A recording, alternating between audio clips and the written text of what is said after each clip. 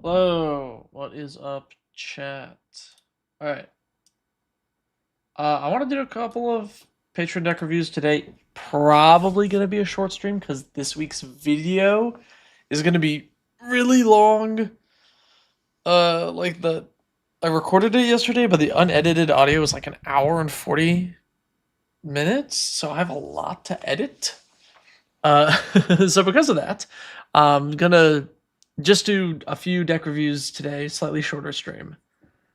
Um, and yeah, I gotta just get to editing really. All right, so if you don't know how this works, for patrons, you can submit deck lists for the Deck Doctor streams like this, and then I post, all the lists here. And then what happens is, I suggest cuts. I don't know, maybe that one was just cuts. Let me pick a different one. Here we go. I suggest things to cut in the maybe board and things to add in the sideboard. That's how it works. Let me throw a link, I guess, in the chat here, so if you want to look at the deck list, you can follow along.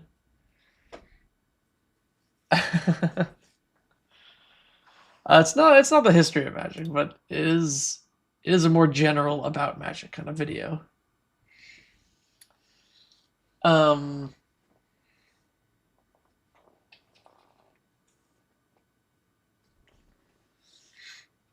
I want to... Now, ideally, patrons will have posted something and explained what the problem with their deck is, and I'm going to try and solve that.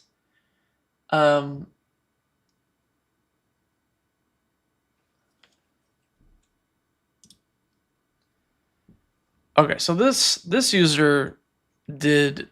well, we'll do this deck list.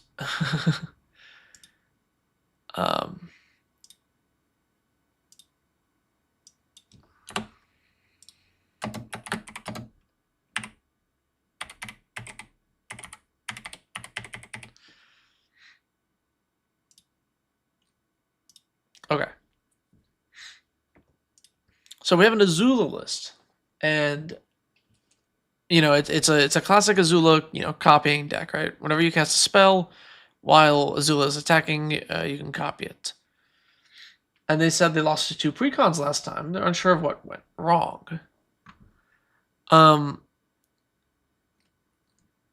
This is an interesting deck because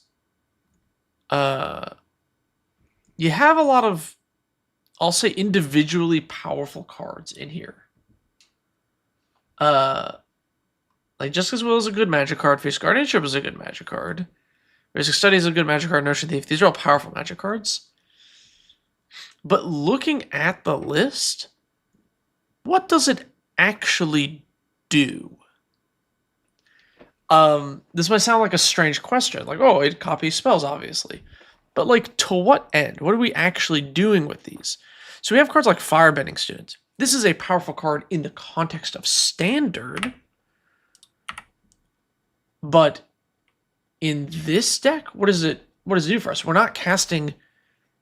yeah, if you cast 3 cheap spells and then attack with this, it makes 4 red mana. But if we're in a situation where we're getting to combat with our creatures and copying spells, wouldn't you rather do that with Azula? What does a little bit of red mana here do for us? And in Standard, this is good because your deck doesn't achieve anything in this. Yes, yeah, exactly. Like, what is our end goal with this deck? Like, again, a bunch of randomly powerful cards. Vivi is a strong card. What are we spending this mana on, I think the problem is I just have no clue what the goal for this list is. Are we control? Are we combo? This is big mana? It's just kind of like a bunch of cards that are, like, good in theory. I would start by trimming some of the things like Leyline Tyrant super win more. You don't need to be floating all this extra red mana. Uh, Teferi's fine if you're concerned about control decks, but outside of that, he doesn't do anything for your theme. Doesn't copy any spells. It makes your stuff hard to interact with, maybe. Stiggy, can you submit an Oathbreaker deck for review? You can. I have not played a lot of Oathbreaker, and not in many years.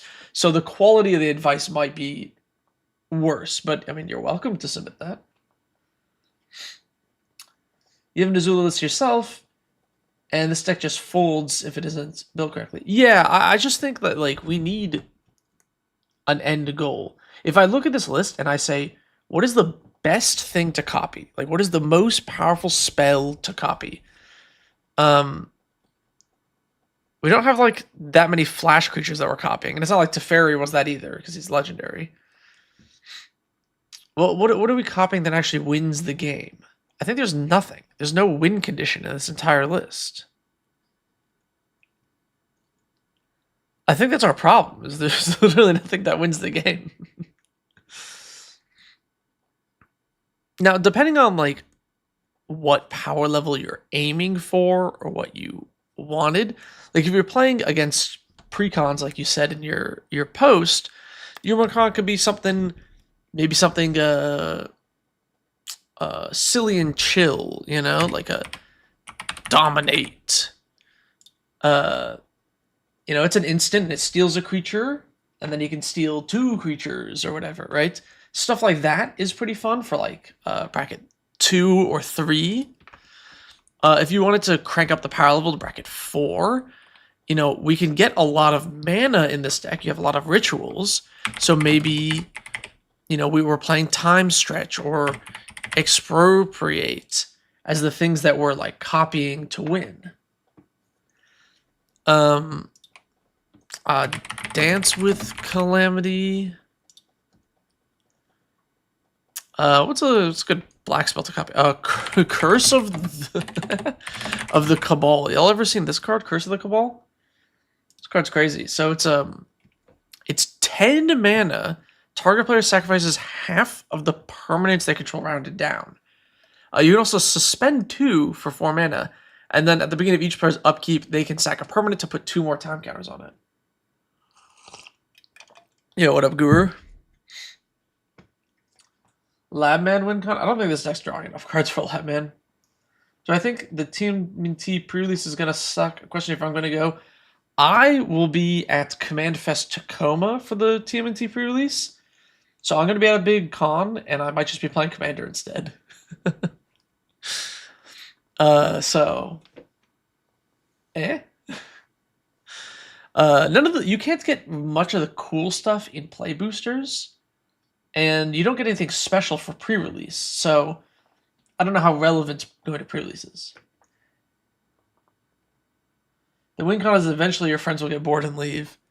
I think they just lose. Like, you it's so funny. Like, if I was goldfishing this deck, let's say I double Jeska's Will, and I get a ton of red mana, and I draw 6 cards, and I'm just like, okay, here's my personal tutor, here's my avatar Roku, I guess. I'm like, that's it? I don't even know what you would do. It's very funny. I think you just need win conditions. Yeah, I think you just need some win cons. All right. We're gonna lock that one in. I'm gonna lock that one in.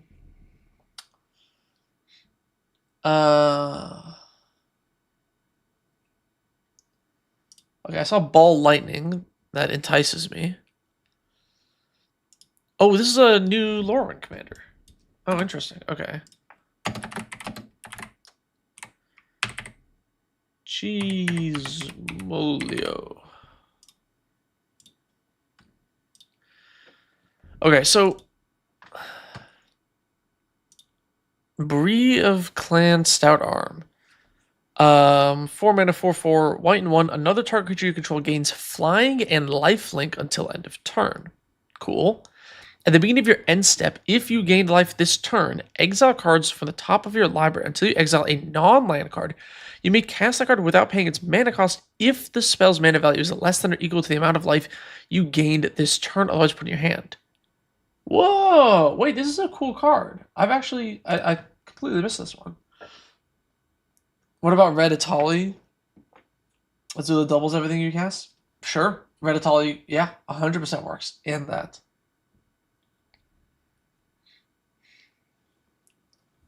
Bria, this is a cool commander. I actually haven't seen this. And so he wants to do ball lightning stuff, which is very funny. Ball lightning is really cool with this commander. Give it lifelink and flying, then deal 6 damage, and you can cast a 6-drop for free. It's like discover 6 functionally. That's pretty cool. Here's the immediate thing I am noticing. You have 30 lands, my friend. 31 with MDFCs. 30? What is your curve? There's better not be any like 5-drops in here. Uh-oh. 8 5-drops, 3 6-drops, 2 7+, ton of 4-drops for 30 lands. And you're playing a 4-drop commander that has a 2-mana activated ability. And you need to cast the ball lightning and then also activate this like I think we need more lands, my friend. I think we need more lands. I also think we might want more haste enablers. It's kind of good with your commander. I think we need more mana.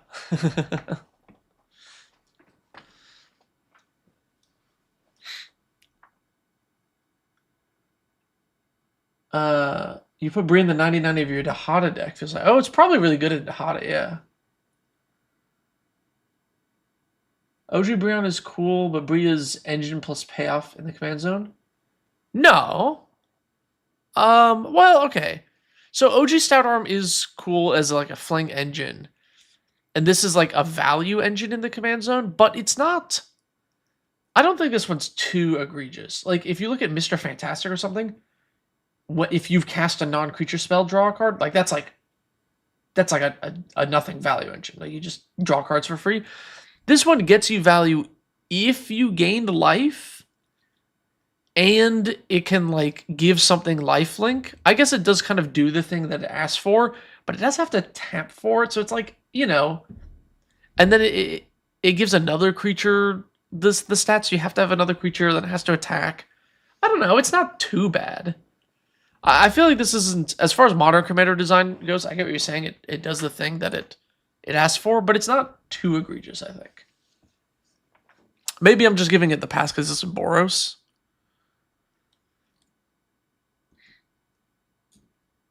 You know what would be a sweet card in this deck?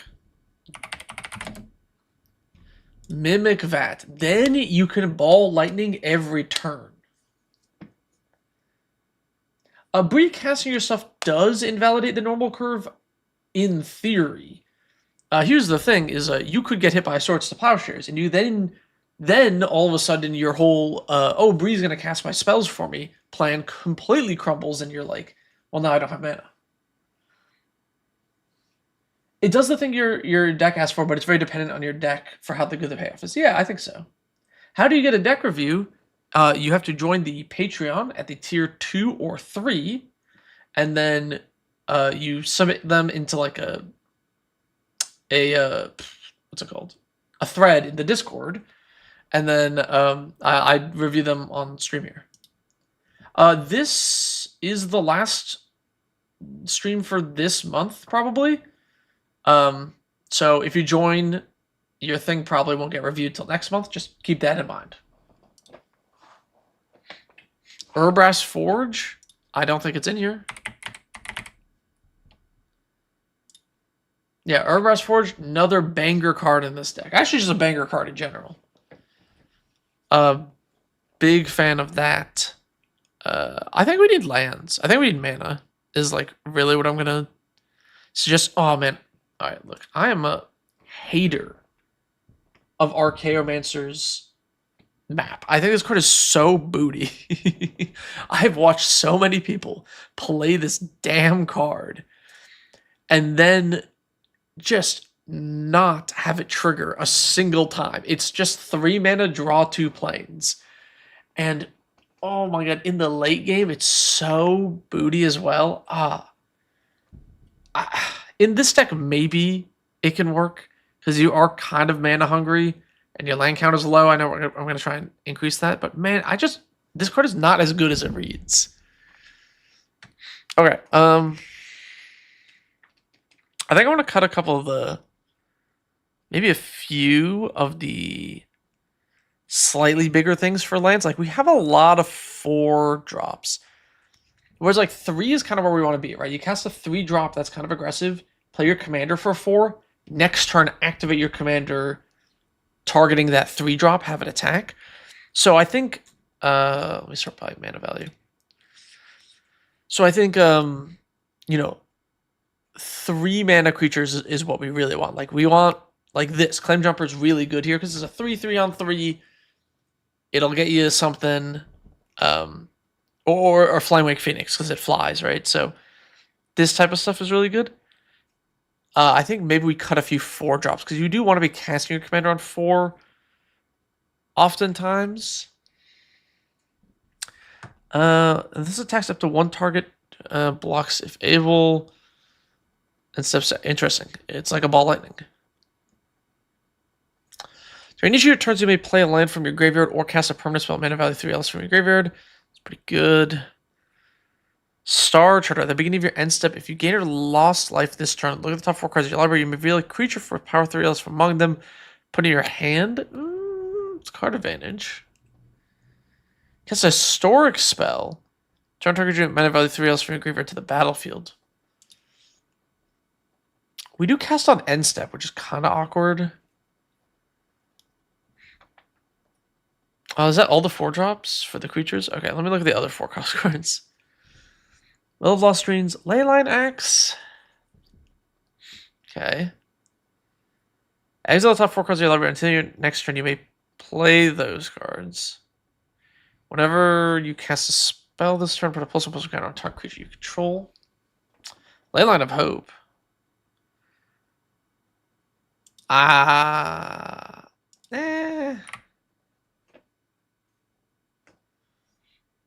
Alhammert's is ambitious too.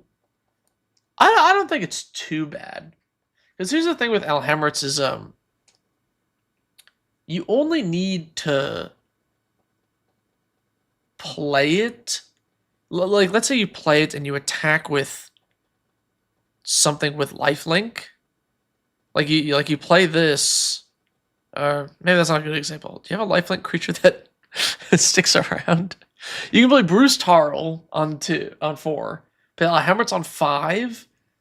Bruce Tarl trigger gains 6.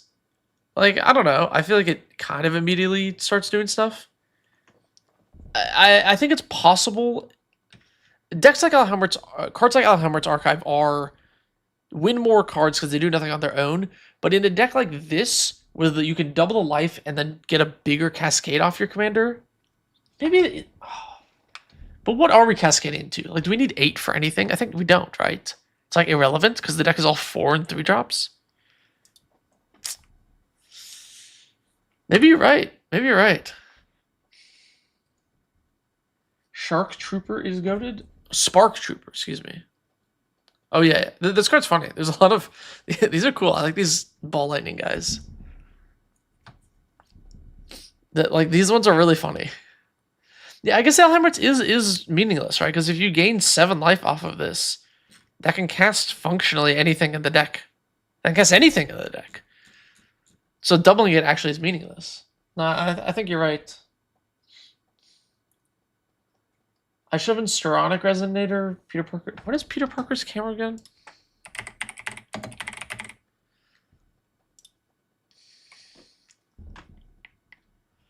Remove Phil cannot cover activated or triggered ability. Oh, yeah, that is pretty good. Yeah, maybe Steronic Resonator is also sweet.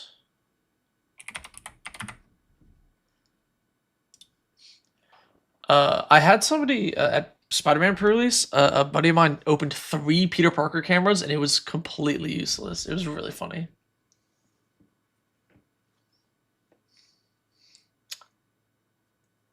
Oh, the white Final Fantasy crystal? I agree it's better than Alhammert's in this deck, but also, maybe it's not needed.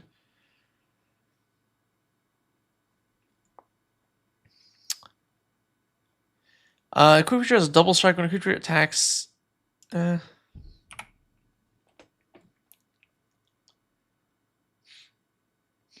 the beginning of each end step, if you gain 4 life, let's try and make a.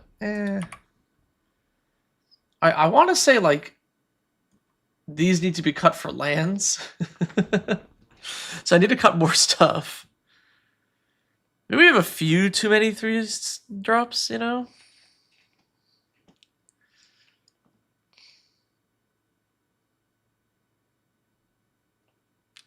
What the heck? Enters make 2 energy at the beginning of your end step. Oh, because it's each end step. So it's a ball lightning that sticks around for like 2 turns on this deck. Okay.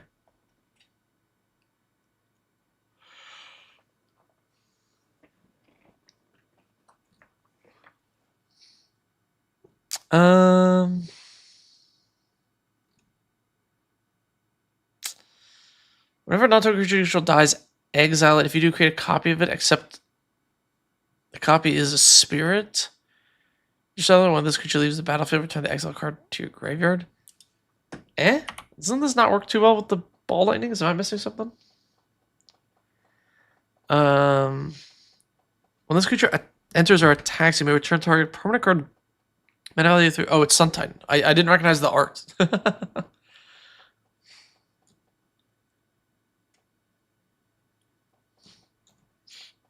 Okay, I think you probably don't need Stronic Resonator and Peter Parker camera. And then maybe if that's kind of cute, I think I would probably maybe like cut these 5, add camera Urbrass Forge, and then 3 lands minimum. Probably, ideally, I would cut even more, like maybe also Axe Nahiri's Resolve for another land. I really feel like you're just low in lands. I know your curve isn't that high, but going up to like 34, 35 is nice. And like you can make them like MDFCs. What is the oh man, I always forget.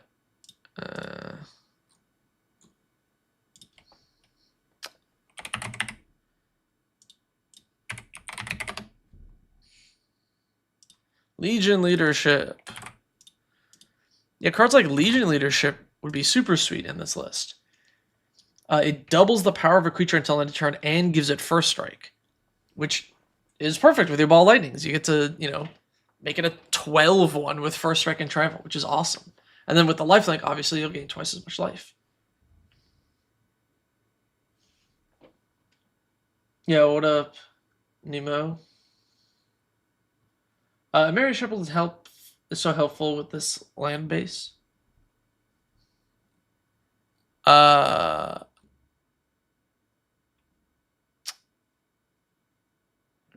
Oh yeah, I guess you do want to be planes heavy. Another reason to add a couple more planes. All the equipments are super slow. Maybe Fire Trigger's too slow. I'll say I think the staff isn't too bad. Only 2 to equip is like not awful. And it's quite strong. And Leyline Axe, I feel like I've in the past talked poorly on this card, but every time I see it in game, it puts in more work than it's usually would. So, also this is a 1-drop. I think it's pretty fine. I would say, yeah, maybe Fire Trigger.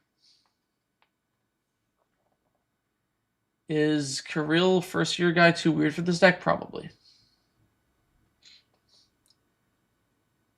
How am I doing in terms of deck review burnout you talked about last year? Well, I do a lot less deck reviews. So that's helped. The fact that it's like, look, the way the deck reviews works are like I do when I have time and I pick the ones that I feel like. It's not, nobody's guaranteed anything. You know, you could submit 100 times and not get reviewed. In theory, I would not like that to happen, but, you know, in theory, and by just making it more, you know, like that, it's a lot easier. Not doing like 100 in a stream or something crazy. So it's already 11:20.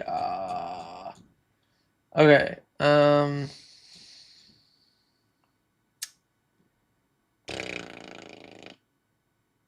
let's see.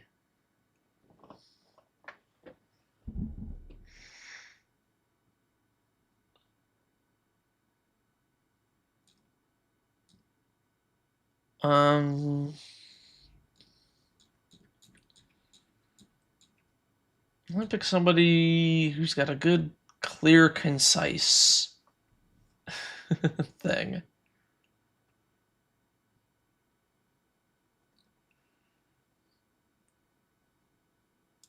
Okay, here we go.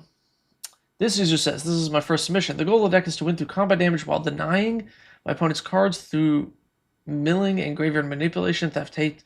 However, I often find myself struggling to get stuff back from my grave. I tend to highly prioritize reusable effects. Do you have any suggestions? That doesn't take away from the gameplay too much. So this one I found interesting because you don't actually deny cards by milling. That's not quite how milling works.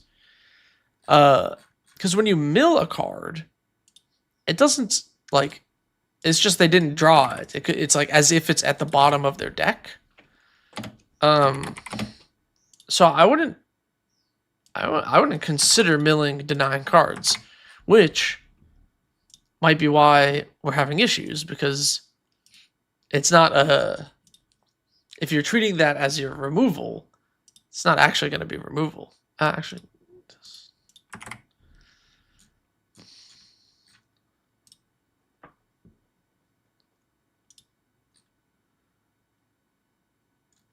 Oh, back to alphabet.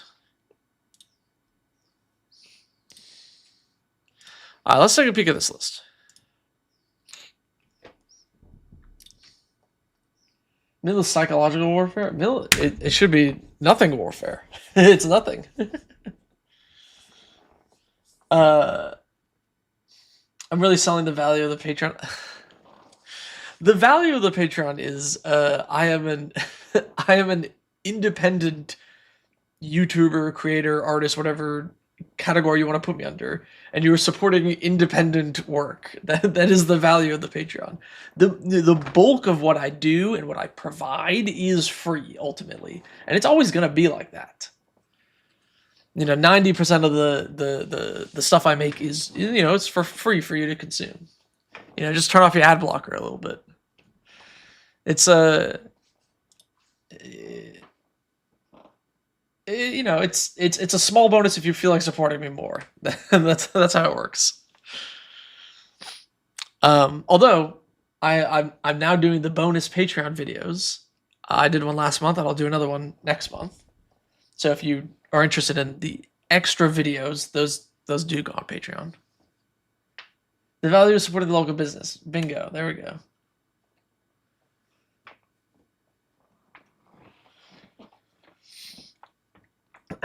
Jaleva's the only good mill commander. I don't even... There's, not really any good mill commanders.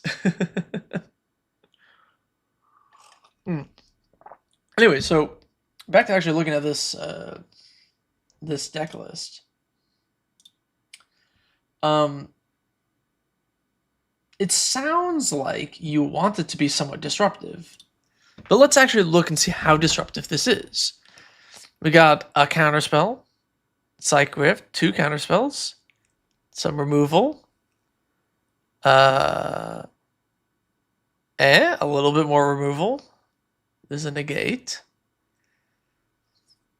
soul manipulation, sure, and then that's it for instance.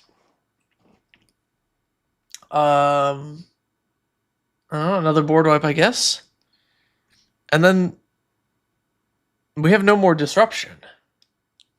I think this is kind of interesting. The way you describe the list, it doesn't feel like the way I see the list. And that's not, that doesn't mean anything, bad on your part. But I do think it might mean that the way you're trying to play the list or, present it and think about it isn't super accurate to how the list turned out. Just because I'm not seeing that come through. Now, in these kind of tempo-y, aggressive-y lists, we want 2 things. Is you want to be somewhat aggressive, and and have removal at the right moment. You want to be able to interact when it's necessary. You're not quite a control deck that's trying to play a billion a billion counterspells. So I was just laughing at hashtag Cowabunga. Thank you.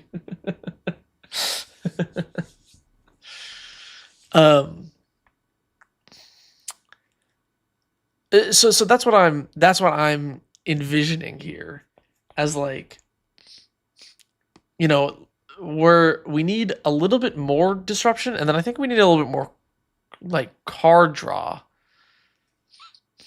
Are the two things if you want to be like evasive. Now there was something else about starting to get stuff back from your graveyard. I mean, like, obviously we can play Reanimator if you want to play Reanimator, but I don't know what we need to get back from our graveyard. All of your creatures, if you look at them, are pretty interchangeable. What is Changeling Outcast compared to a Slitherblade? Like why do we need to get any of these back from the yard? So one thing that I like, Curiosity. Right, we can play Curiosity effects. Go to EDH Rec, Curiosity, and you can find other cards that are similar to it, like Ophidian Eye, or we can go to enchantments, or Helm of the Gas Lord. Is this? Yeah, Helm of the Gas Lord. Look at that. Pretty sweet to put on a blue-black creature. As long as the enchanted creature is blue, it gets +1/+1, and whenever this creature deals damage to an opponent, draw a card. As long as it's black, enchanted creature has whenever this creature deals damage to an opponent, they discard a card. Put that on a, blue-black, difficult to block, something like this Soul Thief, or, your commander if you want to connect in. You can put stuff on your evasive creatures. You can add more equipment, more things like that to get value. And then, if we're like milling players and stuff, you can play things that lean into that. If you want to mill yourself as well, sort of once in future, could be neat. I do think maybe we want a bit more interaction though, like just Counterspell itself is quite good. Like I would play Counterspell over Negate, especially in a 2-color deck where the double blue is absolutely not an issue. You can do Function, Curiosity, and Architect in the Scrapfall search. Yeah, you can, right? Because, there are certain functions or whatever. Here's a bunch of them. It's just the EDH Rec one is a simple, easy example. Like, it's a very easy thing for someone to replicate. I suppose this is as well. The Rankle is another card that I'd potentially add to this. Very disruptive, very annoying to deal with type card. Rankle, Master of Pranksters. What is this? Did I click the wrong thing? The hell is this? Oh, Master of Pranks. Excuse me, not Master of Pranksters. Blood Chief Ascension could be cute if you lean into mill. Is it already in the deck? It's not. Yeah, you can Blood Chief Ascension. Anyway, I think we need like a little bit more of all of this in the list. More card draw, more disruption, more counter spells. I think we need a little bit more of all of that. He's a rogue, right? Yeah, he's a rogue. Okay. And then maybe just axing a couple of the like slower kind of dudes.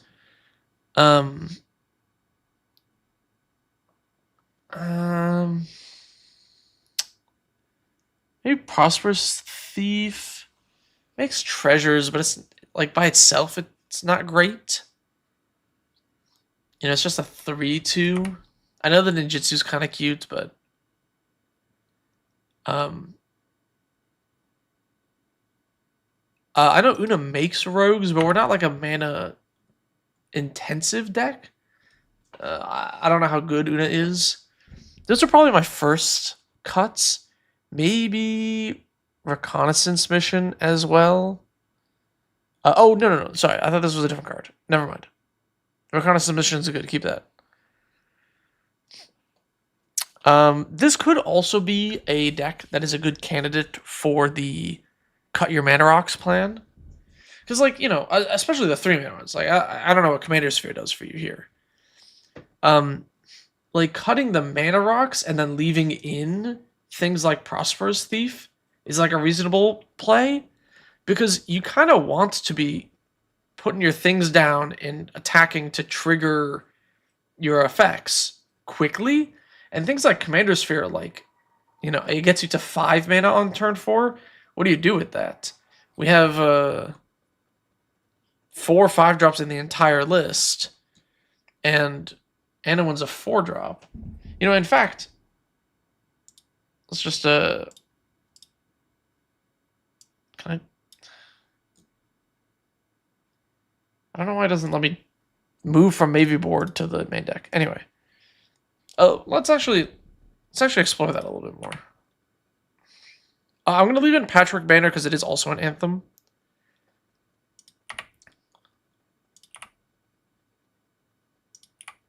But if we axe all these, because your deck is all 2-drops anyway. And instead, like, if we think about the curve this way, right? Where on turn 2, you're playing your Shoreline, you know, guy, and then you're playing your Fairy Mastermind, and then you're playing Anowin the Rune Thief on turn 4, and then you trigger his effect multiple times. We're getting our game plan going a lot more. I like the idea of curving out with the rogues, then drop the commander on 4. Yeah, I think that's a lot better, right? No Mercurial Spelldancer?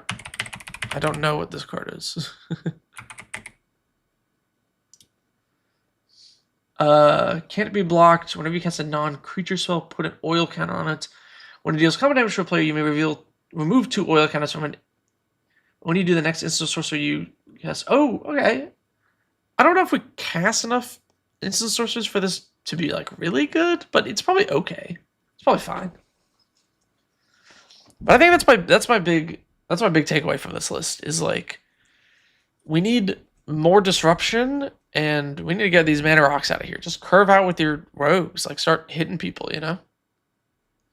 And then maybe some protective spells. Is it Spider Sense? That's not what I was thinking of. What's the Spider-Man card where they're on the ceiling? Ceiling. I misspelled ceiling. Ceiling. Ah, here we go. Hide on the ceiling. Hide on the ceiling plus March of Swirling Miss. You know, curve out, play Anowin, attack, and then you play stuff like March Swirling Miss and Hide on the Ceiling to dodge board wipes and then keep attacking, and then you play like disruptive things like Counterspell, and Offer You Can't Refuse, and more cards like that. I think could be better. Why not add Bitter Bloombearer, especially if you're already running... I mean, yeah, sure. I'm not saying not to add it. It is quite good in this deck. You can get your hands on one. Buy on high on Spell Piercing tempo decks. I don't like Spell Piercing casual EDH. It's too easy for a player on turn 6 to just be like, here's my 4-mana board wipe. And I'm going to cast it before I do anything else to make sure I don't get caught out by cards like that. I think it's too easy to do that. But, you know, like a Swan Song or something, I think would be better.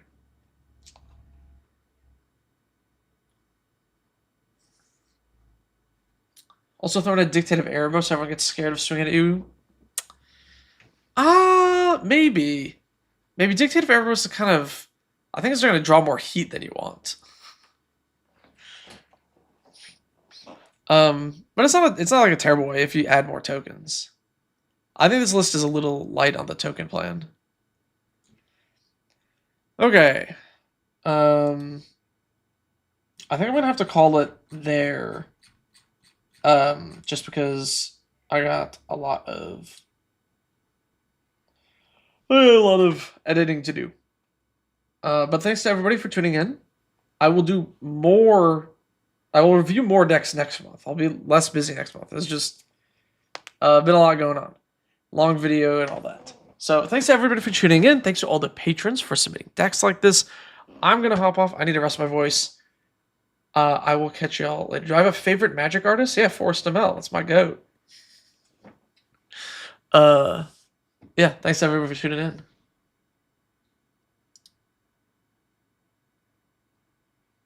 Jordan, submit yours for next month. I'll really try and get to it. I'm sorry.